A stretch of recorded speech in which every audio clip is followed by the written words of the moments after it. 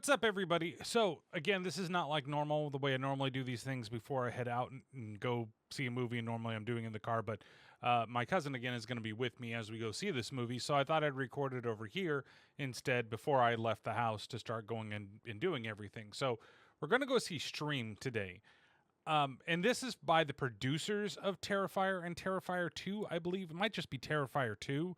And seeing the trailer, I was intrigued by it because I feel like this is going to be like cheesy fun. I don't think that this is going to be any like it could possibly be a really good horror movie. I'm not sure if it's going to be in the realm of it's so bad it's good or it's going to be in the realm of it's just fun, right?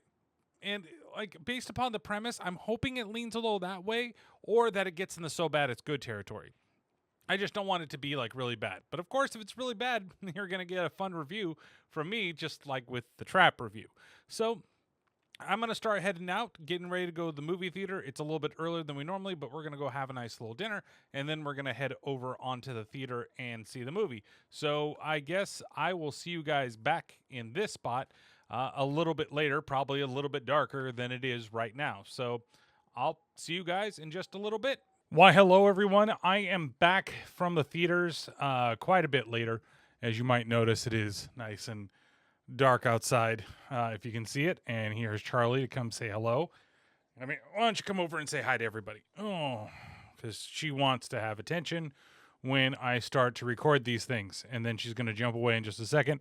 And she only wants to show you the back of her head because she doesn't like being shown to the camera.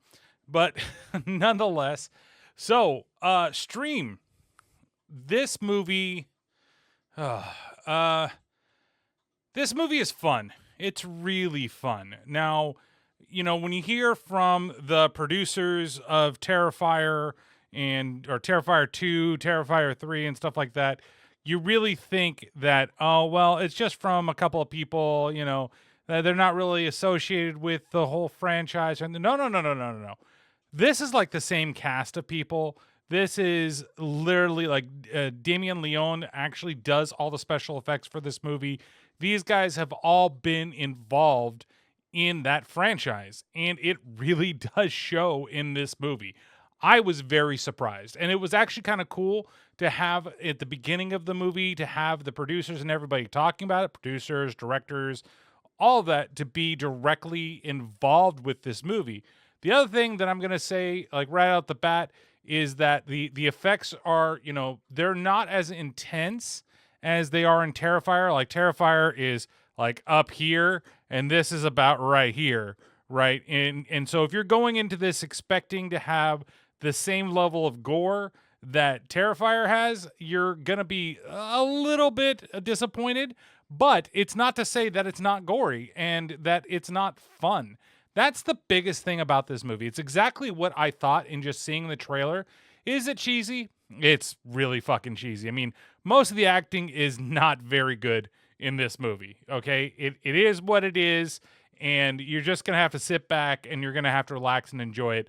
The story, it's interesting, but the beats aren't very good, right? But when it ramps up and it ramps into fun, it is so entertaining. And it is so good, and it's definitely worth your time. And this is one of those where, again, it kind of sucks that it's not getting, like, a really big theatrical release, that it's just getting a small, like, independent-ish type of release where it's doing one of these events where it's only going to be available for 2 days. You know, it's available, you know, tonight, as I've watched it tonight in the theaters, and then it's available, I believe, tomorrow, and then that's it. You're not going to get this movie anywhere else, and if you missed out on it, you missed out on seeing it in the theaters, but you need to see it when it hits VOD, wherever they decide to land the VOD on. I think it's totally worth your time. I think that it's very entertaining, and the basic premise of the movie, if you've never seen the trailer for this movie at all, and you're kind of like, what the hell is Stream and why is he putting up a review for this movie? The basic premise of this movie is that there's a family and the family's having problems. You know, they spend the beginning, and this is just the beginning of the movie. I'm not trying to get into like a bunch of spoilers right now. We're going to get into it in the next part. But basically, like, it's a dad reminiscing on his kids being kids, and then his daughter's kind of a little punk at the age of 17, and they decide, oh, let's go away to this hotel and we're going to go spend the weekend and we're going to try to relive a great memory that our daughter loved, and but what they don't know is that the house is being used by this streaming company called Stream, or The Stream, and they're basically, there's a bunch of killers that are killing the people of the hotel, and they're getting points, and it's whoever gets the most points, and everybody's betting on it. It's not the most original story. I think I've seen a movie that's very similar to this, and even in fact, like 31 came to mind while like watching the trailer and kind of thinking about this movie in terms of like, but that was like rich people betting on, who's going to survive when they put these people into the gauntlet, where these people, and it's even in the trailers, like they sign themselves away when they join and they go to the hotel, right? And we'll talk about that all in the spoilers and kind of the fun stuff that happened in the movie. But I found myself smiling a lot of the times. I found that not all the characters are good, the good ones are really good. The dude that plays Lockwood is phenomenal in this movie. Out of the family, Roy, the father, is probably the best out of the whole group. And again, I'm not like 100% into bashing kids quite a bit. But that the youngest of the family was okay. He had its moments, but not everything really fit. And I'm like, oh, you're in a horror movie. I give you a pass on what you're doing, But there were a bunch of cameos too, and there's one big surprising cameo that I didn't realize until the movie was completely over, and that cameo happens to be towards the end of the movie. And you see, like, I'm not going to ruin anything because I think Tony Todd's even in the trailer to say that Tony Todd is a cameo. I wasn't expecting him to be like a big thing because it's like and with Tony Todd. But you had a bunch of random cameos in this movie, and there was one that was surprising when I was watching it. Another one where I was kind of like, oh, cool, but she's kind of like, there's two where it's kind of like, oh, well, when it comes to like independent horror things, both of these actresses are kind of in these movies as well. But there was one cameo that really blew me away, and I didn't even realize that was this person until the credits rolled, and I was trying to look up somebody else I thought I recognized who I had to recognize him from somewhere. I just don't realize where I recognized him from. But I was like, oh, and there's this guy, and there's like, this is really interesting. But you have good kills in this movie, and again, this is not spoiling everything, but for the first one to kind of be done off screen, and then all of a sudden, like, it jumps back real fast for a second for you to get kind of a view of what's going on, but all of a sudden, like, the later kills in the movie, like, it's all visceral and it's all on screen. I mean, I don't think we really get any other off-screen kills, but really kind of the first one. And I've talked about this before on the podcast where I'm like, oh, off-screen kills, like, they can be good and they can be bad, and they're good when they're followed up when the other ones are so much more visceral, right? And that's what this movie did really well. This isn't the type of movie that I would say, if you're a little bit gore shy, I'd probably stay away from it. If you've seen the Terrifier movies and you really enjoy those movies, you're going to enjoy the performances in this movie. David Howard Thornton is in this movie. I could tell which killer he was right away. They even point him out in the trailer, really, but I kind of forgot that he was even in this movie, to be honest with you, because I had seen the trailer quite a bit of time ago. And I was actually very surprised that it was really coming to theaters until I got an ad saying, hey, catch Stream in theaters. And I was like, what? It's coming? And then I looked up what theater's going to have it, and it happened to be this week that was going to. So my cousin, who I went and saw Trap with, and then my friend who happens to be her husband, and my other cousin, all four of us, we went. You've seen Pat in videos before, you've seen Crystal, and you've seen Angelo in other videos. So all four of us went, and we've really been hit or miss with the movies that we've went and saw. Like, we've kind of, that Crystal and I have dragged my other cousin and her husband to. And, like, Long Legs was okay. It wasn't the greatest movie in the world to us, right? And it was difficult for them to sit through. but like in a violent nature where we all disliked it for pretty much the same reason. Like, and now here's this, which is a very independent movie, but what kind of got them interested is like, oh, it's from the guys that did Terrifier.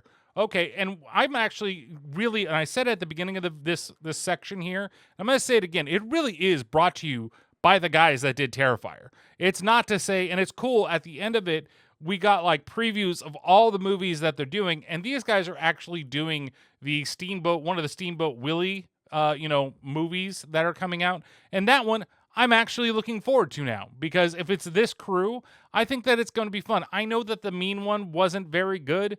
A lot of people went and saw that and were like, this is not the best in the world. And I still want to see it. I haven't seen it. And just to see like, oh, is it really as bad as people say that it is? But, I think that this one holds up a little more with Terrifier than Terrifier 2, if you want to get into, like, not even the gore department, but being entertaining in terms of what it is, right? And it's really just like, what's the next kill going to be? And I really do believe it when the producers in the beginning of before the movie, when they're talking to the audience in their little like segment, when they say this is a horror movie by horror fans for horror fans. I completely agree with it. I think that it's, like I said, it's very entertaining. It's funny. It's exciting. It's not very scary. There's a couple of scenes where there's like a little bit of tension, but nothing like really grandiose. And there were just some surprising things that happened in this movie. Not really like big on the twists and turns or anything like that. There aren't like a whole lot of twists. There's at least one, but I didn't know where the movie was going. So I'm not going to say that like it's such an engaging story and you're really going to love the characters, because that's not what you're doing. And then there's dumb shit that happens in the movie in terms of the way that the plot works and stuff like that. But overall, this, I'd give it a solid 4 out of 5, drill faces or drill knives. If you've seen the movie, you know kind of what I'm talking about. So I definitely recommend it. I think that you guys should go see it if you have a chance to see it. I know that when this review comes out, not everybody's going to have the ability to go out to a theater and see it, but I think that you should check it out on VOD. I think that it's totally worth it, and I think that you're going to have a lot of fun with it, and I really look forward to what else this production studio is going to do. And it's an odd name because it's like Fuzz on the Lens Productions, which is a really weird name in terms of saying it. And I think that like seeing it at home and being able to like add your own commentary to it would really enhance it, and being around a bunch of people that really like watching these types of movies. Now, it definitely in some parts fits the so bad it's good, but it also fits the just fun parts. So if that's all you're here for, there you go. I liked it. I think that you guys should see it. And, I will see those that want to hear more about the movie over in the spoiler section coming up in just a moment.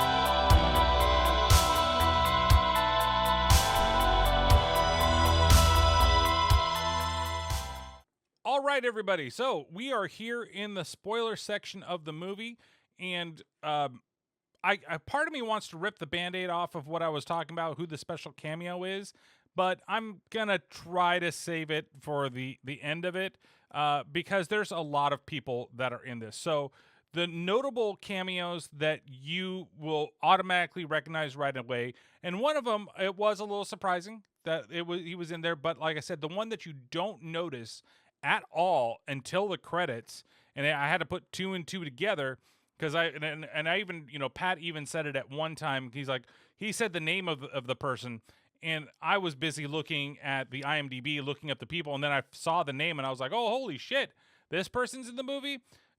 You really can't tell that that's that person, which was cool that it was there. And I wish I could have actually seen the person, but you don't, because the person's underneath a costume. So cameos that you see in this movie, the big ones, of course, Tony Todd. I would say that he's a cameo because he does a little section at the end of the movie as one of the other members of the stream. Then you got Felissa Rose, who's in the movie, and that's one of the ones that I was saying, like, she's kind of always in these like independent movies and does these little things like that. Plus, I believe she was also in Terrifier 2 for a moment, so it makes sense that she's a part of it. Barbara Crampton, right there in the beginning of the movie, when the movie starts, she's the first one to get killed, and she's the one that's kind of off screen, kind of not off screen that we have there. And then Bill Moseley. I was super surprised when Bill Moseley, like, because at least for a second, whenever I think of Bill Moseley, and I don't want to say it's sad that I think about it in this way, but I just see Otis. Whenever I like looking at him, I want him to see him as Otis and in that character.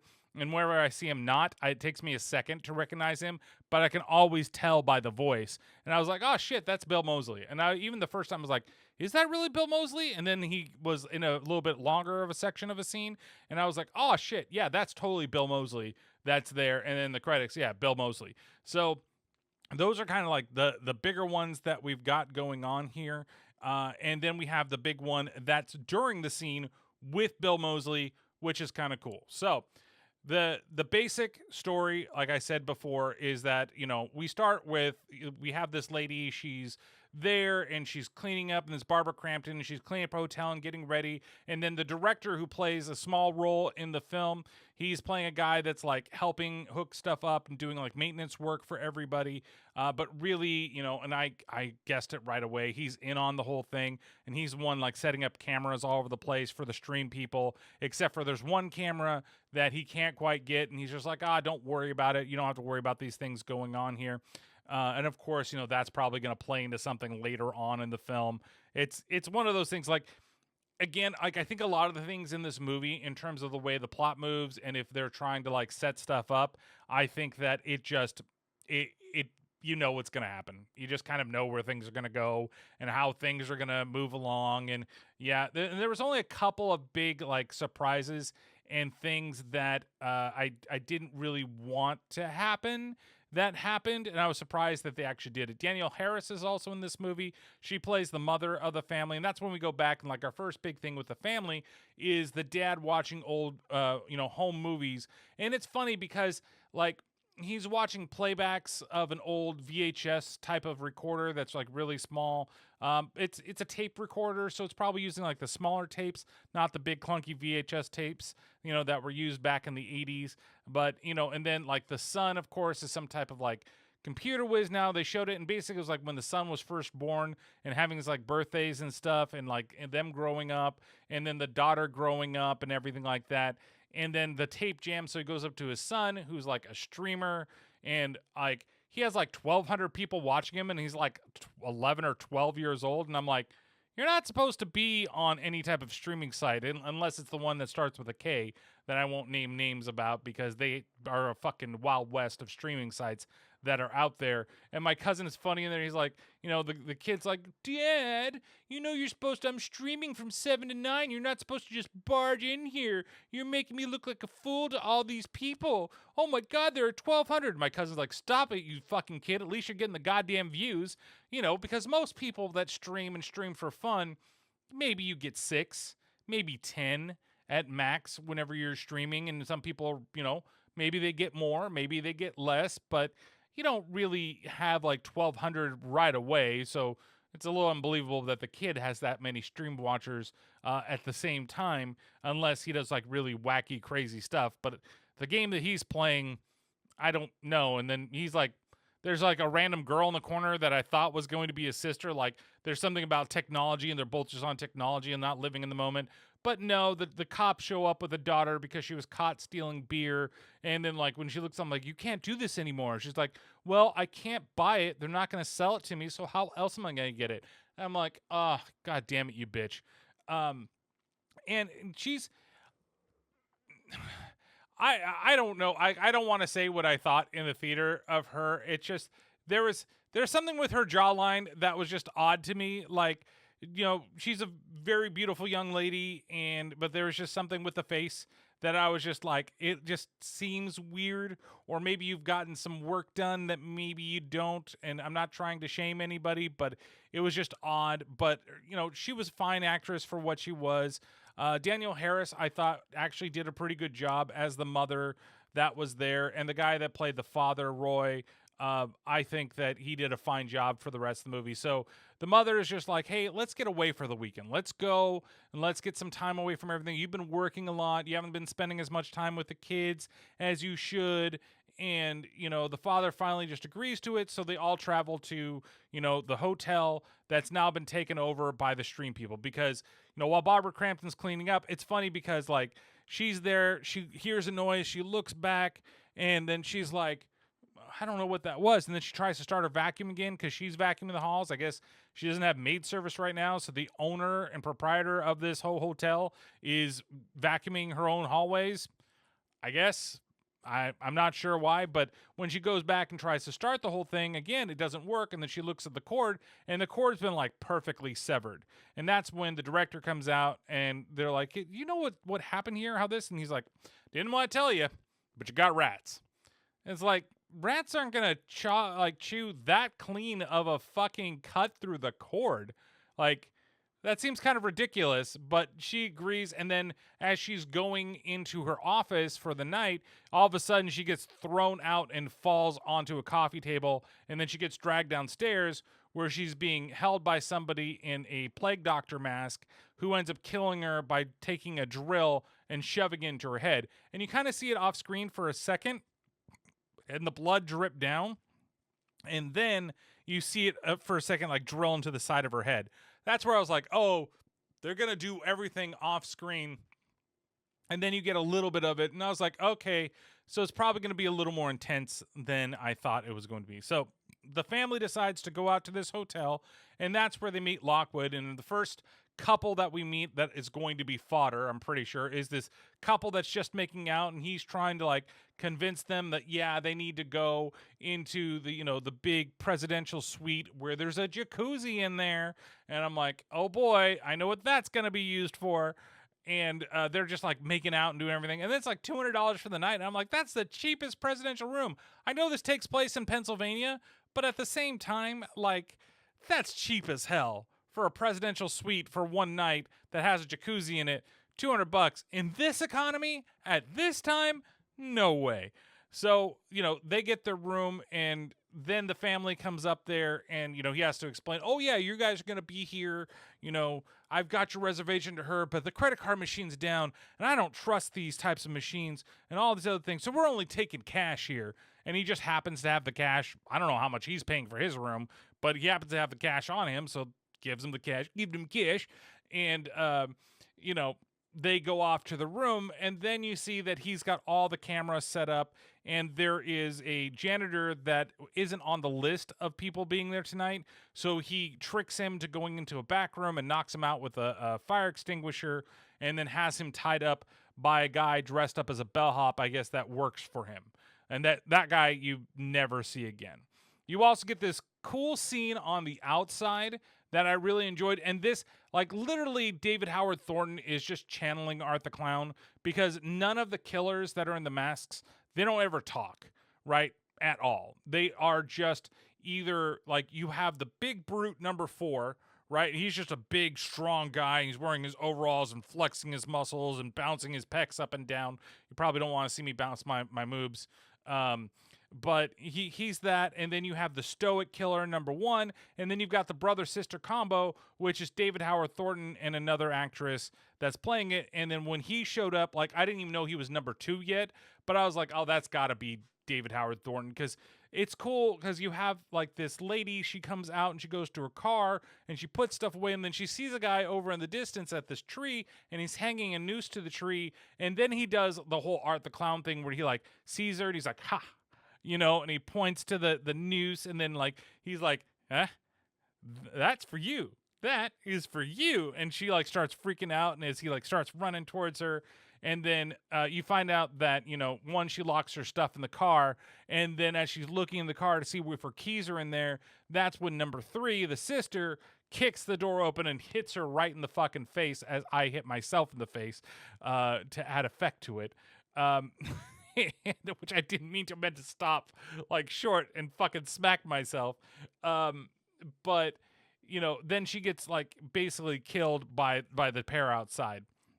And then we go back in the hotel. We know that the mom and the dad. And meanwhile, when they're checking in too, the daughter runs into a couple of French dudes that are there, and they both are going to see the band that she's really into. And so she starts flirting with them, and one of them starts flirting back. And, she's 17 with her fake ID, so she's getting drinks at the bar. And then as they after she's done flirting with the guy and taking pictures with him, that's where the mom finds out where she's at. And the mom has this sit down conversation with her, look, I know what you're going to fucking do. Okay, I was that person, when I was a kid too. I know that I can't stop you, but I want you to at least be safe and not do stupid things. And just for once, let's be a family for a little bit, because this time we don't have much time together, to be a family. We need to enjoy ourselves as this unit. And that gives you a hint, hint, wink, wink of what's probably going to happen to the family in the movie as well. Then you got I love the bartender guy coming over there and hitting on the mom when the daughter's there, and the daughter's like, what the fuck is going on? And Danny Harris, her character, is just like, yep, still got it, because he's still trying, he's totally trying to hit on her, don't worry, I put the beer on the Frenchie's card just for you, because I got you. I love it. And then you have there's a drunk guy in the hallway, and one of the funniest lines that is in the movie, just comes out of the middle of nowhere, is where the dude, he's just like, they're gonna fuck you. They're gonna get you like the Raiders and fuck you. And I was like, I don't know where to take that Raiders joke. And then, Patrick, who's a giant fucking Raiders fan, he's like, go Raiders? But I'm like, I'm pretty sure that's a very negative thing on the Raiders. I could be fucking wrong, but it was really out of left field. And for something being based in Philadelphia or outside of Philadelphia in Pennsylvania, to have them do a Raiders joke is really fucking funny. For the thing. But this drunk guy also comes back later. He's in the hallways, and that's when they see the guy, he's trying to fix one of the cameras on the ceiling, and he comes around the corner, and he runs into the ladder that's there. Who fuck puts a ladder in the middle of fucking hallway? This is how they get you. They always fuck you with everything. They're gonna fuck you like the Raiders are gonna fuck you. Like that type of thing. It's good comic relief, and it makes you smile, and it makes you laugh. It's one of the goofier moments in the movie, and there are goofy moments in this movie. So eventually family goes upstairs, they go get ready to go to bed, as everything's kind of entering lockdown. And we definitely see our main antagonist, the guy that's running the show, Lockman, him set up everything and start to watch the stuff in the background, and he kills the janitor guy that was supposed to be there. And actually kind of a cool scene. Again, the guy that plays Lockman does a really good job, because he's over the top, but convincing over the top, like a guy that's just really enjoying his job and what he's doing and enjoying the game. And he's even in on the killing as he does some of the killing himself. That stuff's done really well, and it just makes a very entertaining character.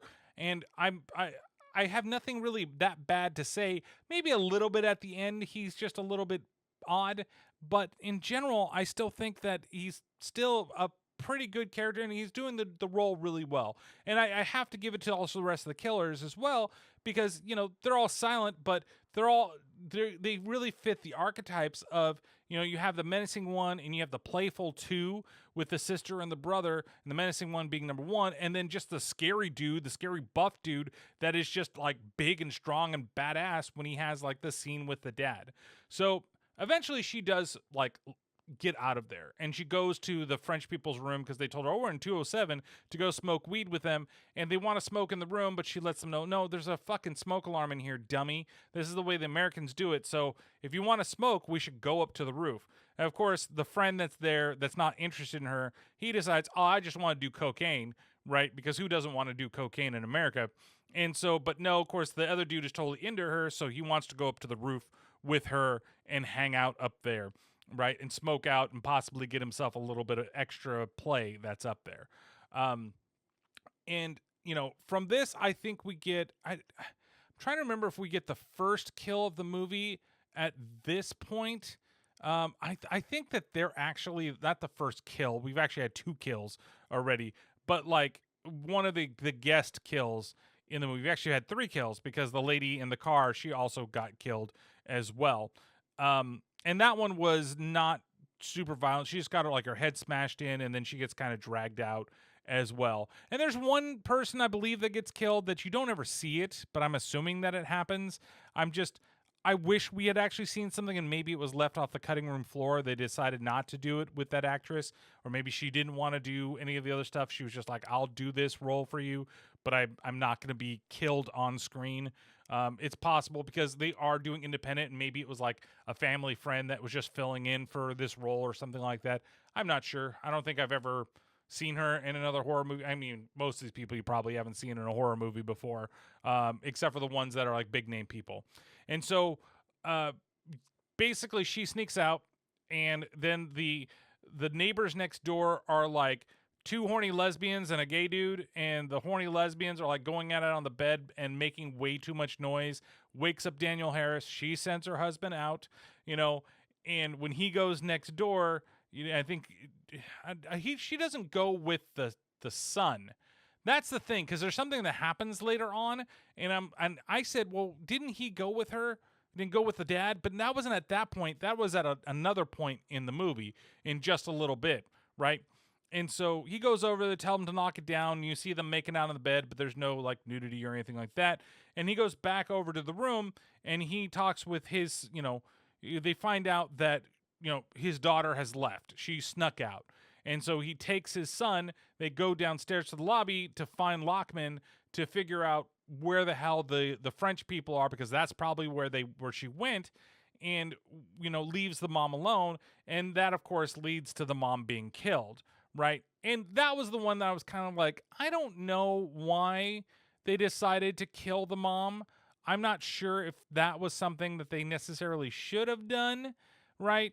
And it makes sense, a little more sense towards the end of the movie, but it was kind of playing into the whole thing. Like, we don't have much more time together. And like, okay, now you're going to kill her off, right? And it's one of the twists at the end of the movie, not to do with the mom, but with some of the deaths that happen towards the end of the movie. So, I felt like I wanted to see more of her character, or maybe her do like a sacrifice for her daughter. And her daughter's fucking stupid in the way that it is. And I get it, what they were doing, because she gets like sentimental with the whole thing, because she decides to go, after they're like making out on the roof, eventually, they're talking, and then he's like coming onto her, and then she finally just turns and kisses him, and then they're making out on the roof, and she decides, well, let's just go to the concert. Forget your friend. You got 2 tickets. The both of us can go, and he'll deal with it later. And then so they leave the place as everything is locked down, and they just leave off the roof, right? Versus going out through the main entrance, because when the dad's downstairs, like looking and decided, well, maybe they went outside, he tries the doors, and Lockman has locked the whole place down, right? Locked everybody inside the hotel. So the mom's in the room by herself. She's reading a book, I think, on Satan. I think that's what it said on the cover, was like Satan. And so she's reading.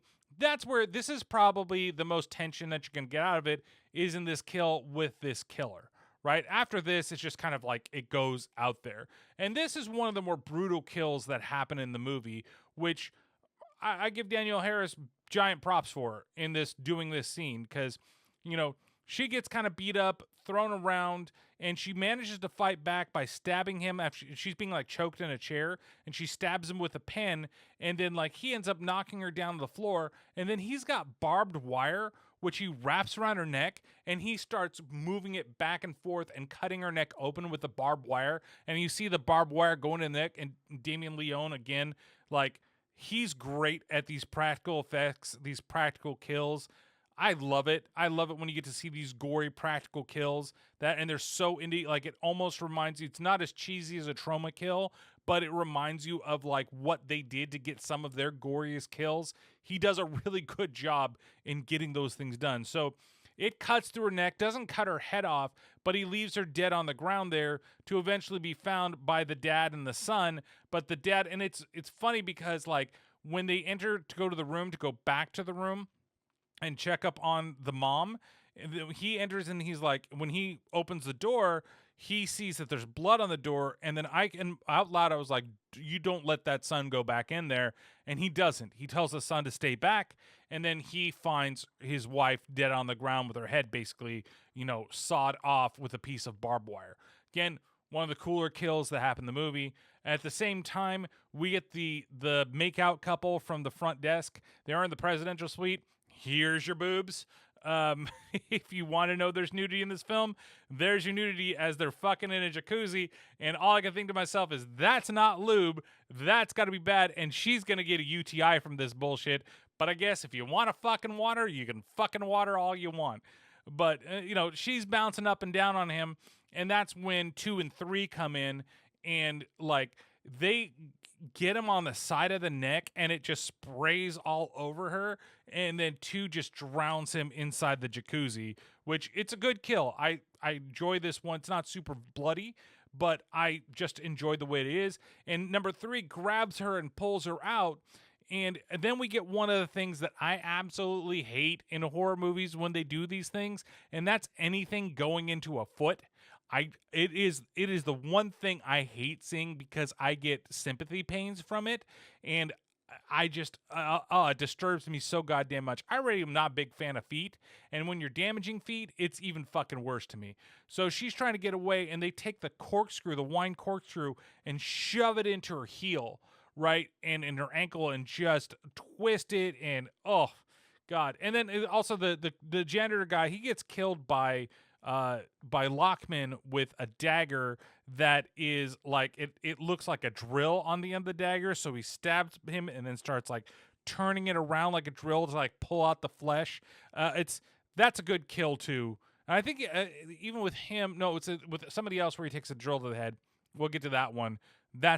Again, it's another good kill that's there. So he's dead, and they run into downstairs. They run into a dude that he's trying to go smoke outside, but he can't. And he's like, so fuck him. I'm just going to smoke here. And it basically somebody else that they kind of befriend inside the hotel that's there. So when they, and he's the one that also tells them that, oh yeah, the French people are in the room next to mine in room 2. I'm in room 209. So they're next door in 207. Right. And so after he finds the dead wife, he decides to leave with Kevin, the son, and go up to that dude's room. And when he goes in there and kind of barges in and explains to him that, hey, my wife's dead. She's dead in my room, and I need a place to settle down a little bit. And we find out that he's a cop, right? And we go, well, he actually approaches them first. I should say this. He approaches them, and he's just like, I don't know who the fuck you are. And then he proves to him that he's a cop, and they go up to his room. And so they decide that they're going to try to find Lockman or figure out what the fuck is going on. And that's also when the daughter and the French dude leave, which I was kind of like, because he's trying to find his daughter is what he's trying to do, and she's just run off. And it's funny because I'm like, that's like, it's the dumbest thing that you could do, just running off with a random dude to go to a concert that you made out with for a little bit, because he's probably going to kill you. And I really thought that it would have been interesting to find out that maybe he was one of the killers, just not disguised as one, and he was trying to lure her in that way with this stuff, and then maybe on the outside try to kill her while they're driving somewhere. Maybe he's got like cameras in his car or something like that for the stream. But then I was like, they're kind of keeping everything in. And they also do mention like there's no Wi-Fi available for the public in this place, right? As they're setting up like, oh yeah, all the cameras are wireless. And the son's like, well, that means you guys have Wi-Fi. And he's like, oh, well, unfortunately it's not for the guests because we have a business to run here, which makes sense. Maybe they just have this set up and because it's like the reopening of this hotel, because it's something that the family had been to early on. I know I'm like jumping around a little bit, but it's interesting. I kind of like that edge, but I really thought they maybe should have done something with the French guy and maybe try to like be like, oh, because you're bringing these killers that are trying to get these high scores on the kills that are going there, and maybe that's one of the guys and you just never realized that was one of them.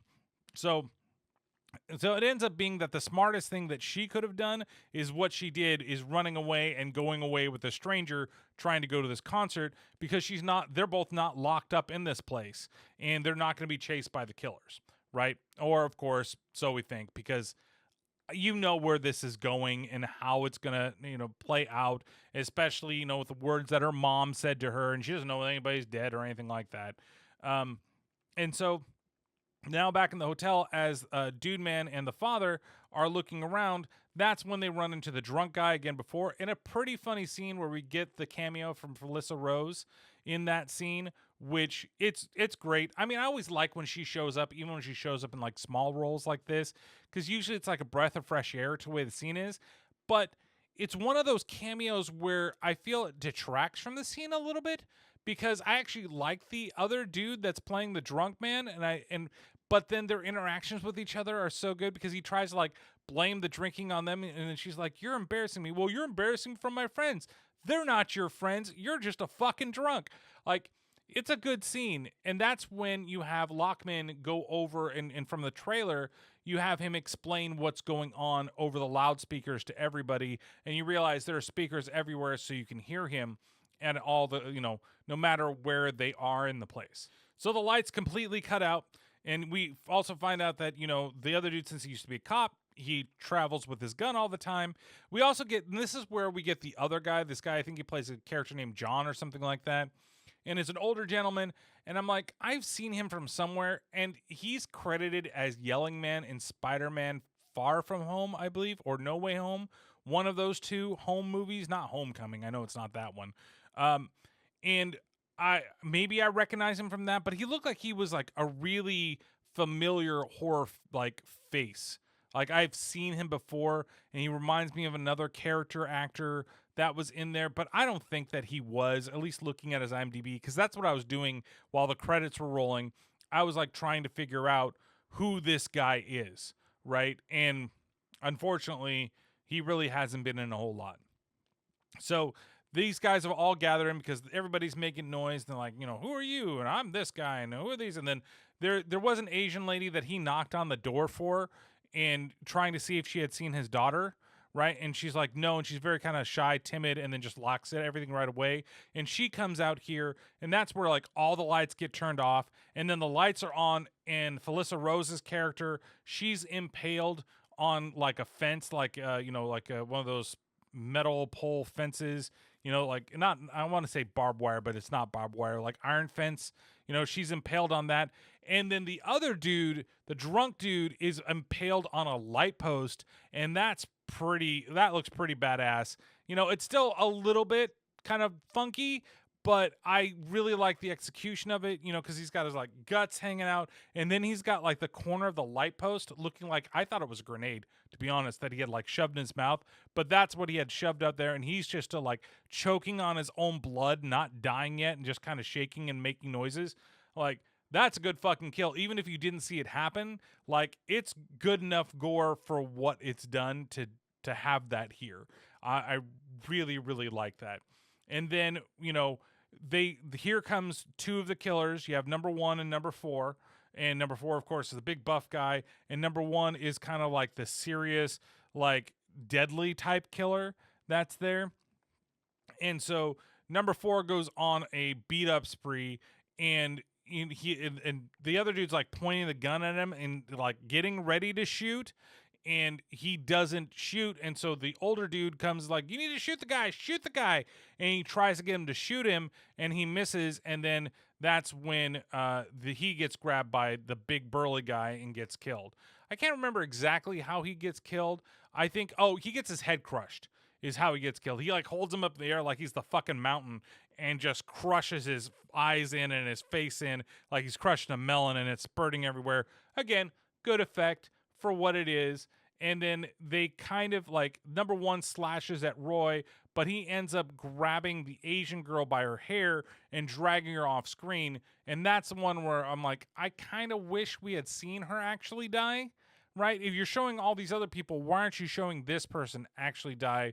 Her just being dragged by her scalp, right? Which is pretty intense for what it is, but I wish we had seen actually the death of her, right? But you don't get to see it. And then we go back into the hotel, and we, Kevin, and this, I think this is kind of dumb in the way that it is, but he figures out that he's looking for like the networks, and he finds the wireless network that all the cameras are on. So he's able to hack into it because he's really good with like computers, right? It's silly. I didn't really like it. Like he even in the beginning when he's fixing the camera for the dad, he's like, I can't fix this. This is too old technology. So like I get it. There's kind of like a joke in there where like the kids are still really good with everything, even though they're so young. They're so into the technology that they probably can do something like this. But he literally just like kind of connects to the Wi-Fi and that's it. Like you don't see him like going through and like enhance, enhance, enhance. Like he's not really doing anything like that. He's just literally going and connecting to the Wi-Fi, and then he's manages to like look at the video feeds that's everything around there, and Lockman gets an alert that somebody has connected to their network and that has been hacking the network or something like that and is looking stuff. So he's rushing to try to like figure out who this is. And meanwhile, Kevin watches number 4 kill the other Frenchman by picking him up, slamming him into a refreshment machine, like breaking the glass with his face, throwing him around, throwing him on the ground, and then tipping that over on top of him, like completely crushing everything from the waist up, right? And a big pool of blood in the bottom. And that's where Lockman then cues in on him on his like his computer tablet. Like it's like a, I don't know, maybe like a Microsoft Surface type of thing where it's got a keyboard, or like a laptop that has a keyboard but it flips over, because he was like supposed to stay in the room and just play video games in the ex-cops room. But then because he's looking around and snooping, Lockman shows up on his laptop in video and basically tells him that you need to go look in on your mom, basically antagonizing him and telling him it's not about, if you're going to survive, it's how brutally are you going to die. Which I'm like, they do things like, I'm not that like, it's a weird thing to say that I don't feel so bad, and I think that they need to kill kids more often in horror movies. And usually when they do, I find that I'm going to enjoy the movie because they're willing to go over the top with it. I'm not saying that they have to kill kids in every horror movie, but this one they do get violent with the kids because it is an R-rated movie, right? But I'm going to spoil the beans for you on this one, sports fans, but he doesn't die. I wouldn't expect him to die in this movie, right? But he does get beat up quite a bit in the film. So instead of staying in the room, he leaves the room to go check on his mom, and that's when we go upstairs and we see that number 2 and number 3 are busy now attacking the lesbians and their gay friend, now that they're out in the hallway, because all of a sudden, the power went off and the power's back, and it's like, well, at least they fixed the power out here. And then they show up and they like, I really like, it's funny when you first get number 3, all you see is just like the outlines of pigtails and like the mask. And like, I was like, oh my God, it's Sailor Moon. She's coming to kill by moonlight that's out there, because like the pigtails, like first it like looks like Mickey Mouse, but then the pigtails come out and I'm like, it looks like Sailor Moon pigtails. And it would have been kind of neat if she was dressed in more of like, she's still wearing a skirt and everything like that. She's like demented killer Sailor Moon, by the power of the moon, I'm gonna stab you in the throat. That type of Sailor Moon, that we need in our lives, at least our horror lives. And so, like, and it's also cool when you actually like see her for the first time too, when she's killing the other people and she uses a knife and she can kick and everything like that. And I'm really trying to remember exactly. There was something that I really like that she did in the beginning, and I love her movements as well because she really matches David Howard Thornton like really well. Like the way that he moves and how he acts, it's like watching again Art the Clown and the little girl, the little like demon girl from Terrifier 2, like how well they played off of each other as well. These two play off each other really well, and it makes it really convincing that they are brother and sister, right? And their playful nature with how they react to like the killing and everything that they're doing. So, she ends up stabbing, like they both approach the guys. And again, we get another like fun, cool kill in this next section with the way that it works. And so like you have them and she goes off to the left and then he starts going and he goes to grab the guy that's with him, and the blonde lesbian runs off. And it's funny, as they're like coming down the hall, they're like, "Oh my god, this is really hot. This is turning me on." As she's like, as they're both slowly moving down the hall with like the flashing of lights, and then the guy looks over, "You guys are a bunch of whores," you know. And then of course they get freaked out as they get closer and closer and closer. It's just, it's fun. It's silly. It's the type of thing I feel like sometimes in this movie they do commentary on the way that maybe sometimes the audience is going to do commentary on the characters, which I think is kind of cool. And so the blonde one tries to run off, and that's when number 3 like stabs her in the gut with her little like hook knife, and she lies on the ground dead. And of course it freaks them out. And eventually number 2 does get over there, grabs him and pins him up against a door. And then the other one runs off, and she runs away and ends up going downstairs, and they basically grab the other dude, and he's got like these like Wolverine claw type things. It's not quite Wolverine, it's 2 like blades that come out to like right about there. If you did that, about that, 2 curved blades that he's using as like a claw attack, almost like, I'd say, like an Elden Ring weapon, to be honest with you. And so they have him up against the wall, and then number 3 grabs 2 like spikes and basically drills them in through his hands and holds him up against the wall, the door of the room. And then number 2 grabs that thing and starts like scraping his stomach, 2 lines here and then 2 lines there to create a tic-tac-toe board. And they take number 3's knife and play tic-tac-toe on his body. Like, that's definitely like imaginative, and I haven't seen something like that done before, and that was cool. I think that kill was really fun, as you see them like putting more stuff. And in the little behind the scenes, this was actually done, and they do a lot of the stuff in one of their grandma's garage, and they actually show the grandma's garage and them doing this scene against like it looks fake for a second. It does, when he's pulling the blades against his skin, but after that the effect looks pretty good as they're putting the X's and O's on the skin. But it's still a fun kill. Like that's the thing, is it doesn't look the best at times. No. Is it fun? Yeah, it's fucking great. So eventually, though, I know number 4 gets killed, and number 4 gets killed by the dude with the ex-cop with the gun, because they do go back into the room trying to get to Kevin, and when they get in there, they realize that he's left and he's no longer there, and then they're ambushed by him, and so they start attacking him, and eventually, like, he beats the crap out of the cop, throwing him around the room, and then it's just like powerhouse time with Roy, and throwing him around the room. And Roy, like, there's a hilarious little scene where like he's about to go kill the ex-cop, number 4 is, and then all of a sudden you have like Roy throwing shit at him, and he like picks up the remote off the fucking side of the bed, the little end table there, and like hits him with it, tries to pull out the alarm clock from the wall, and it's like, it's not gonna do anything. What are you gonna do with this? But it's mostly to like distract him. And that's when he grabs Roy and like pounds him into the ceiling and then throws him on the bed.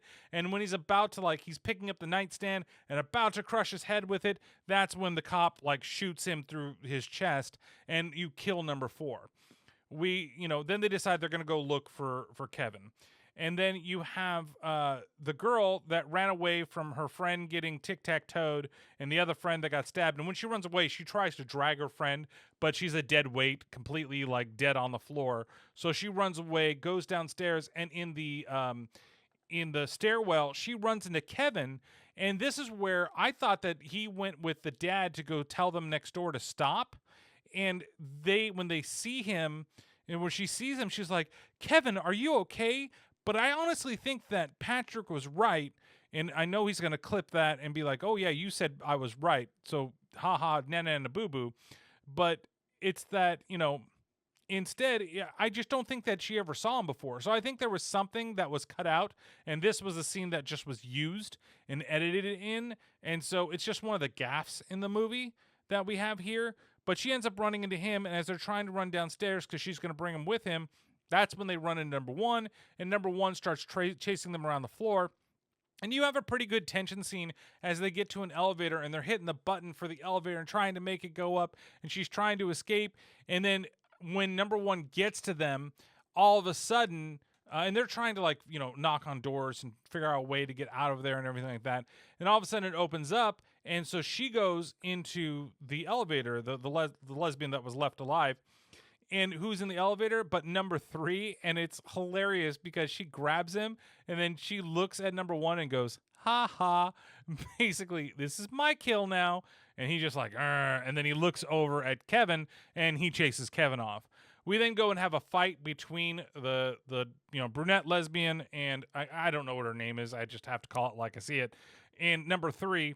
And eventually, like, it's kind of silly, to be honest. This is one of the more silly ones that happen because they're downstairs in like a back room, and then there's like a tray or cart that's there, and they're pushing the cart between them, and she's trying to reach over and slash her with her knife, but she can't do it. And so, eventually she knocks her on top. She knocks the lesbian on top of the thing. She's on top of her, trying to stab her with her knife, and the lesbian's fighting back. And then she reaches under and she knocks all the silverware, but she does grab a fork and stabs number three in the neck, therefore killing number three. When she pulls it out, there's like a giant stream of blood that comes out, which it's way overdone, but it's still fun. Again, like, everything in this movie is just fun. When the action is going, it's fun. When the story beats are happening, it's just kind of silly, right?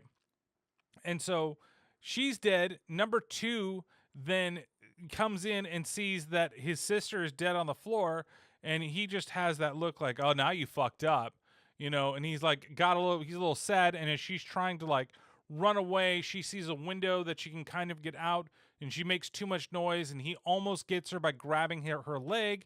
And then when she gets outside and she's relieved, that's when the guy in the plague mask, right, the plague doctor mask, comes and like takes off her head with a shovel that you don't see. I think that they only had one scene that they did take off somebody's head, and they were using like the dummy and everything. I think they could probably only make one, and so they chose to do the one towards the end of the movie rather than one here for what's going on. And of course, we've also got scenes of Lockwood or Lockman. I keep wanting to say Lockwood. And of course, if I'm wrong and it's Lockwood, then it's been Lockwood the whole time, and there it is. But he's like, on the chat messages, like giving the play-by-plays and do stuff, and like that stuff's like really fun. But he's also getting pissed off because all the killers are all of a sudden dying, and that's gonna lose some people a lot of fucking money. So eventually he's gonna have to jump in and do something about it. So we then get to eventually, Kevin is being chased by number one, and number one almost catches up to him, and then lo and behold, who decides to show up? Of course, it's the daughter and the French dude, because she realizes she should be back with her family instead of running away and going to the concert. Even though that's something she really wants to do, she's taking her mother's words to heart and is now back inside the place. So she did something stupid because all she had to do was stay away, and she wouldn't have anything happen to her. And so when she gets back in there and they're trying to figure out what happened, they see the dead bodies of the gay dude and the one lesbian that's there, and they freak out. And then all of a sudden, middle of nowhere, number one comes around the corner, or is it number two? One of them. I'm trying to remember which one does it. I think it's number two that does it, actually, because number one, yeah, it's number two, because number one does something in a second, right? Because they tell, because they broke in, there's an alarm that sounds on Lockman's stuff, and he basically tells all the player before number one's about to get Kevin and kill him that, hey, you guys all need to meet back in the main lobby because somebody's broken into this place and you need to kill him. So number two ends up impaling what they think is both the French guy and the daughter, but it barely gets the daughter in the stomach, and she survives, but she knocks out. And even though Lockman calls it a 2-for-1, it's really only a 1-for-1, right? So only the French guy is dead. Right? Of course, you know that she's going to survive this thing. And so now you've got number one runs into Cop and Roy and starts struggling with Roy. And then the cop guy leaves, and this is one of the twists of the movie, is that actually he's betting on the whole thing that we got there. I know I'm still holding the spear in my stomach down here, I realize. And so he's been betting, and he's trying to, adjust it so that he's the one that's the only one that survives out of the whole thing, and he wins all the money, right? And meanwhile, Roy and number one are fighting, and Roy realizes that he looks up and there's the camera that's missing. So he takes number one in the hallway, and then number one comes back out of the hallway. And when Lockman is finally looking, and of course we know that that's probably Roy that's in the suit, right? He just went in the hallway, he managed to kill the guy, and he stole his clothes, and now he's pretending to be one because there's no camera to show what he's done. Meanwhile, we have the ex-cop. He's made his way all the way to the back, and it's totally set up because there's, the body of the janitor is sitting in there in the chair, and it's set up that that's going to be Lockman, right? You all know that that's what it's going to be. He's going to be in there, and as Roy's looking around and looking at all the cameras and realizing how much money, he's going to get like $31 million or something from his bet, and he's done what he needed to do and killed the amount of people that he needs to kill so that they can get the hell out of there. That's when Lockman shows up in his plague mask and ultimately kills Roy. And again, another satisfying one. Not Roy. He ends up killing the ex-cop guy. And he does it again with the drill to the head. But this time he drills from the back and he drills the eyeball out. And the eyeball's all like spinning around out there. It's a cool kill. I really like this one. And I was like, oh, he's using the drill again. But then I'm like, oh, but we get a cool kill at the same time. Okay. So now we know that number one is dead. We know that number three is dead. We know his number four is dead. We know that the kid's still alive. And it's funny because when the ex-cop guy, because he thinks that everybody's dead but him, and then he has him like look and he's like, you can't affect the outcome. You know that's illegal for you to do that. You can't affect the betting. You're going to ruin a bunch of people. And that's why he kills him. And then as he's dying, he looks up and he shows them that, oh, hey, look, the kid, he's still alive. You wouldn't have won anyway. And so now he gets on the intercom and he tells everybody, all the killers, where the kid is. You need to go find him. He's over in this area, or he's still alive. He doesn't tell them exactly where he is. And both number two and Roy, dressed as number one, go looking for Kevin. So eventually they go and they do find, Roy finds Kevin first, convinces him. It's funny because they talk about, a secret knock that they have. And I wish that they had used that knock when he was going through the kitchen, because he knew that Kevin was hiding somewhere in that kitchen, and just did the knock. If it's just even if it's something as simple as that, they could have at least done that if you even heard the knock that happened there. I tried to do it loud enough, but, I don't know if it picked up. But they don't do anything with it, and that's something I wish they had. But eventually, he tries to convince, or he tells Kevin, convinces him that, hey, it's me, Dad, by taking off the mask for a second. And this is all too while, Lockman's not looking at the cameras. And then number two comes in and he basically tells his kid, hey, hold your breath as long as you can. I need you to pretend that you're dead. And he convinces number two that he's killed the kid. And number two's just like, shucks. All right, well, you're the one that won it, because he's going to get triple points for killing this kid.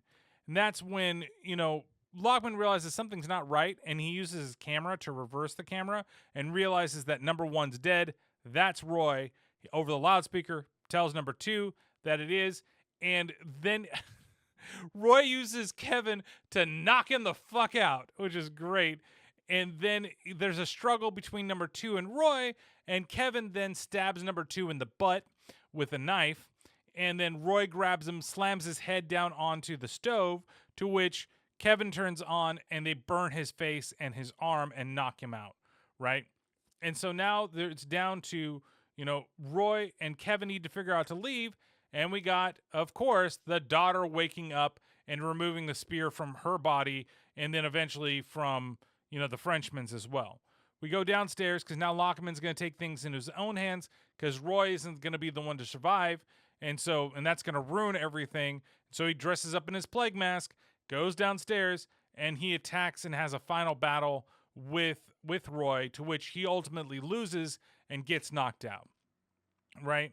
And again, I believe that he stabs him, or he pushes him on the ground, and he just punches his face till it's a bloody fucking mess. And this is the second time in the movie I said, man, you got to double tap. You got to make sure you double tap these people, which they don't fucking do. So, of course, Lockman's going to come back. But we have him in the number one jumpsuit talking to Kevin. And here's the other twist in this movie to where the daughter comes and stabs her father in the back and kills him and tells Kevin that, hey, everything's okay. You're safe. Not realizing that that was her dad until he rolls over.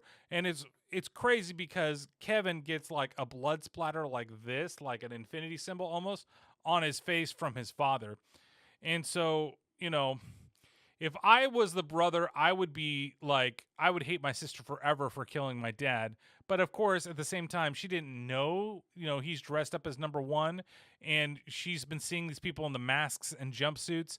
And here's somebody, she got attacked by one, and here's one attacking her brother. But no. And so now we have Lockman. He's back. Lockman goes after her. And, they have a fight, and eventually she kicks him in the balls. This is, again, one of the times where it's okay to do that to a dick because she needs to escape. The axe that he was trying to attack Roy and them with is lodged in the wall, so she grabs the axe, and that's where we watch her cut off Lockman's head, and the two are the survivors. And then we see them, like, outside as they're getting all the bodies, and, like, the police, the paramedics, and, oh, you guys are heroes. Your dad was a hero. He saved everybody, and you guys, survived, and you stopped this and got people to know about it. And then one of the paramedics looks at the phone, and they're a part of, like, the stream things, and they put a bunch of money on the kids to survive, so the guy won a bunch of money. Then we get a scene with Tony Todd as he's speaking to the people that are out there about, the whole thing with stream and all this stuff, and, how we're going to become back bigger and better, and that we realize that there are multiple of these things, and there's multiple Lockmans. It wasn't that guy that was Lockman. There are other people that are Lockman as well, and that's where we get another scene with Bill Moseley and our one surprise cameo in the movie. And I really wish we could have seen his face, right? But we don't, and I can also guess why we don't do it.